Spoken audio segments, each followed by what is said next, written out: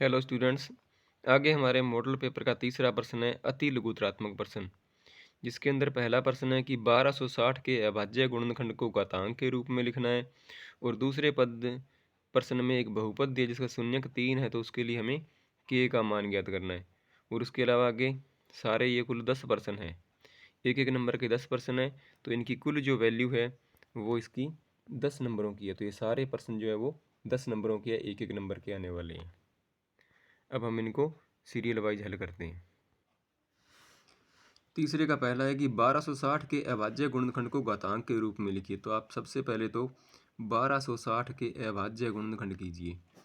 Zero है last में इकाई का अंक, तो ये सम संख्या है, 2 का भाग करेंगे 6 पर जाएगा, 6 दूनी 12, 3 दूनी 6, 0 का 0। फिर सम संख्या 2 का भाग करेंगे, 3 दूनी 6 और 15 दूने 30।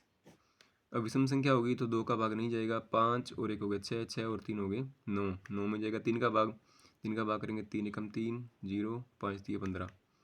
फिर 5 और 1 6, 3 से भाग जा सकता है, 3 का भाग करेंगे 3 दिए 9, 5 दिए 15। 35 में हम भाग करेंगे तो जाएगा 5 का, 7 पर जाएगा और 7 में जाएगा 7 का। तो ये 1260 जो है इसके हमारे पास में अभाज्य गुणनखंड हो गए। 2 हमारे पास में आ गया 2 बारी, 3 आ गया इसमें 2 बारी, 1 बारी 5 और 1 बारी 7। तो इन्हें घातांक रूप में लिखना है तो 2 को लिख देंगे, 2 2 बारी है, 2 की पावर 2, 3 2 बारी 3 की घात 2 और 5 और गुणा में 7।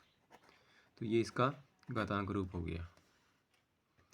अगला प्रश्न है कि बहुपद 2x² प्लस x प्लस के का शून्यक 3 है, तो के का मान ज्ञात कीजिए। ये मान लो बहुपद हमारा है px, 2x² plus x plus के, और इसका शून्यक है 3। तो जब हम p3 का मान निकालेंगे तो वो क्या आएगा 0। तो बहुपद जो है हमारा, इसमें हम x की वैल्यू जो है वो 3 रख देंगे, क्योंकि इसके लिए हमारे पास में x का मान जो है वो 3 है। तो 2 गुणा 3 की स्क्वायर प्लस 3 प्लस के बराबर हो जाएगा 0। 3 की स्क्वायर होती है 9, तो 2 गुणा 9 प्लस 3 प्लस के बराबर 0। 9 का गुणा करेंगे 2 से तो बन जाएगा 18 प्लस 3 प्लस के बराबर 0। 18 और 3 का जोड़ करेंगे तो बन जाएगा 21 प्लस के बराबर 0, और के का मान निकालेंगे तो आ जाएगा माइनस का 21।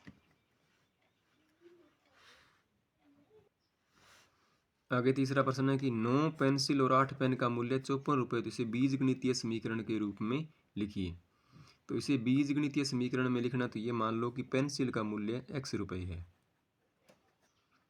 ये मान लेते हैं कि पेंसिल का मूल्य x रुपये और पेन का मूल्य हो जाएगा हमारे पास में y रुपये। तो एक पेंसिल का मूल्य x रुपये, तो 9 पेंसिल का कितना हो जाएगा 9x रुपये। और 8 पेन का मूल्य, एक पेन का y, तो 8 पेन का हो गया 8y। दोनों का जोड़ करना है और कुल हो गया 54 रुपये। तो ये हमारी इसके लिए बीजगणितीय समीकरण बन गई। चित्र में डी ई समांतर है बी सी के। डी ई और बी सी जो है वो आपस में समांतर रेखाएं हैं। ए डी का मान 2.7 है और ए ई और ई सी का अनुपात 3/2 दे रखा है। तो इसमें आपको डी बी की लंबाई याद करनी है। आधारभूत अनुपातिकता प्रमेय जो होती है, आधारभूत अनुपातिकता प्रमेय, इसके अनुसार अगर त्रिभुज ए बी सी में इसकी डी ई अगर बी सी के समांतर है, यानी त्रिभुज की एक भुजा के एक समांतर रेखा बनाएं, तो वह अन्य दो भुजाओं को समान अनुपात में विभाजित करती है। तो यहाँ पर ए डी और डी बी का अनुपात जो होगा वो ए ई और ई सी के अनुपात के बराबर होगा। ए डी का मान 2.7 है, डी बी का मान हमें ज्ञात करना है, ए ई और ई सी का अनुपात 3/2 है। तो इनका हम तिरछा गुणा कर लेते हैं, 3 का हो जाएगा डी बी से, तो ये बन जाएगा 3 DB बराबर 2.7 गुणा 2। तो DB बराबर बन जाएगा 2.7 का गुणा करेंगे तो ये बन जाएगा 5.4, 27 दूनी 54, गुणा में 3 है, ये आ जाएगा भाग में, 3 का भाग कर देंगे आ जाएगा 18, 18 3 54 होते हैं, तो ये आ गया 1.8 सेंटीमीटर। बिंदु 3, 4 की एक्स अक्ष से दूरी ज्ञात करनी है। एक्स अक्ष से जो दूरी होती है वो बिंदुओं के निर्देशांक में वाई निर्देशांक के बराबर होती है।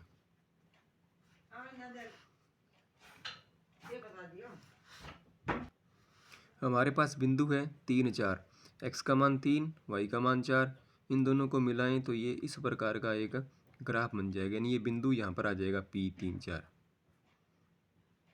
जिसके अंदर ये वाली दूरी आप देख सकते हैं 4 होगी, ये दूरी 4 इकाई है और ये वाली 3 है। तो अब ये बताओ कि ये एक्स अक्ष जो है इससे ये बिंदु कितना दूर है। एक्स अक्ष से दूरी कितना हो गया 4 और वाई अक्ष से 3, यानी जो निर्देशांक होते हैं उनमें दूरी जो होती है उनके उल्टे क्रम में निकलती है। अगर हमें एक्स अक्ष से दूरी निकालनी है तो वाई निर्देशांक के बराबर होगी, और वाई निर्देशांक से दूरी निकालनी है तो हो जाएगी, वाई अक्ष से दूरी निकालनी है तो एक्स निर्देशांक के बराबर हो जाएगी। तो यहाँ पर एक्स अक्ष से दूरी जो है इसकी वो होगी 4 इकाई।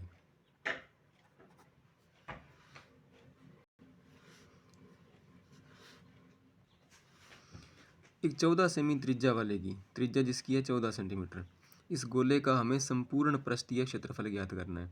तो एक गोले का संपूर्ण पृष्ठीय क्षेत्रफल क्या होता है? गोले का संपूर्ण पृष्ठीय क्षेत्रफल होता है 4 पाई आर स्क्वायर, यानी 4 गुणा पाई का मान 22/7, आर की स्क्वायर है तो त्रिज्या हो जाएगी 14 गुणा 14। 7 से 14 कट जाएगा 2 पर, 14 दूणे 28, और 28 का हम गुणा कर लें 2200 के 88 से, तो ये बन जाएगा 8 8 64, 16 और 6 हो गया 22, फिर गुणा करेंगे तो ये आ जाएगा 224, जोड़ करेंगे तो 4 6 4 2, तो ये बन गया 2464 वर्ग सेंटीमीटर, क्योंकि क्षेत्रफल है तो सेंटीमीटर स्क्वायर हो जाएगी। एक बेलन की ऊंचाई 11 सेंटीमीटर और उसका वक्र पृष्ठीय क्षेत्रफल 968 वर्ग सेमी है, तो इसके आधार की त्रिज्या ज्ञात कीजिए। हमें दिया गया है बेलन का वक्र पृष्ठीय क्षेत्रफल, बेलन का वक्र पृष्ठीय क्षेत्रफल ये है 968 वर्ग सेंटीमीटर और इसकी ऊंचाई है 11 सेंटीमीटर। तो बेलन के वक्र पृष्ठीय क्षेत्रफल का सूत्र होता है 2 पाई आर एच बराबर 968, तो ये हो जाएगा 2 गुणा 22/7 गुणा त्रिज्या ज्ञात करनी है ऊंचाई इसकी 11 बराबर 968। अब हम जब इसका पक्षांतरण करेंगे तो जो राशियां आर के गुणा में आ रही है वो तो आ जाएगी 968 के भाग में, और जो भाग में आर के वो आ जाएगी गुणा में। तो यहाँ पर आर के गुणा में है 2 22 और 11, तो ये 2 22 और 11 आ जाएगा बटा में, और बटा में 7 है ये आ जाएगा ऊपर गुणा में। हम इसको 11 से काट देते हैं तो 11 8 88, 8 बचेगा, फिर 11 8 88, 22 से काट देंगे 2200 के 88, 2 से काट देंगे 7 2 2 4, तो 7 बच गया 2 और 7, 2 गुणा 7 हो गया 14, तो इसकी त्रिज्या जो होगी वो 14 सेंटीमीटर बन जाएगी। आगे हमारा 8वां प्रश्न है कि त्रिज्या 14 सेंटीमीटर वाले एक वृत्त का एक चाप केंद्र पर 60 डिग्री का कोण अंतरित करता है। तो चाप की लंबाई निकालनी है। त्रिज्या हमारे पास में है 14 सेंटीमीटर, कोण का मान है 60 डिग्री, ज्ञात करनी है चाप की लंबाई। तो एक चाप की लंबाई का सूत्र क्या होता है? चाप की लंबाई होती है 2 पाई आर थीटा बटे 360 डिग्री। चाप जो होता है वो त्रिज्या का एक हिस्सा है, इसलिए त्रिज्या वाले यानी परिधि का हिस्सा है, तो परिधि वाले सूत्र जो है उसका हम गुणा करेंगे थीटा बटे 360 से। और यदि हमें त्रिज्या खंड निकालना होता है तो त्रिज्या खंड जो होता है वो वृत्त का क्षेत्रफल का एक भाग होता है, इसलिए उसे क्षेत्रफल वाले सूत्र को गुणा करते हैं 360 से।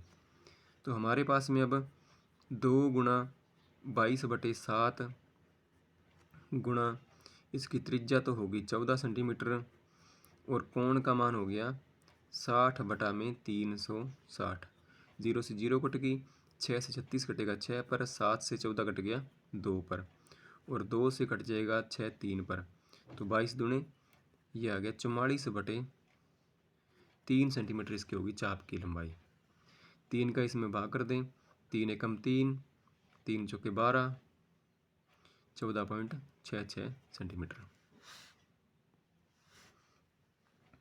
6 मीटर ऊंचे एक खंभे की छाया 2√3 मीटर है तो सूर्य का उन्तास कोण यानी कि उन्नयन कोण ज्ञात करना है।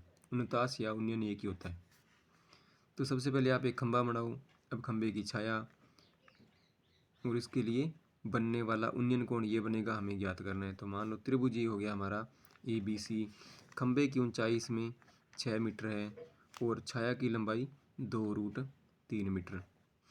ये हमारे पास में एक कोण, उन्नयन कोण, ये कोण है तो ये भुजा कौन सी होगी, लंब, और ये वाली आधार। तो लंब और आधार का अनुपात किसमें होता है, 10 में। तो समकोण त्रिभुज ABC में tan थीटा बराबर हो जाएगा BC बटा AB, यानी कि 6 बटा में 2√3। 2 से कट जाएगा 6, 3 पर, तो ये हमारे पास में बच गया 3/√3। बटा में अप्रिमेय राशि नहीं होनी चाहिए, तो इसका करेंगे प्रमेयीकरण। तो इसे √3 से अंश और हर दोनों गुणा कर देंगे। अंश में बन जाएगा 3√3, बटा में आ जाएगा √3 गुणा √3 हो गया 3, तो ये कट गया 3 से 3, बच गया √3। हमें कोण का मान निकालना है। tan थीटा का मान हो गया √3। तो आप ये सारणी से पता करो कि tan जो है उसके लिए √3 कितने डिग्री का मान होता है। तो ये बन जाएगा tan थीटा का जो मान होगा √3 वो होगा tan 60 डिग्री के लिए होगा। tan से ऋण कट जाएगा, थीटा का मान हो जाएगा 60 डिग्री। तो इसके लिए सूर्य का उन्नयन कोण है वो 60 डिग्री का है।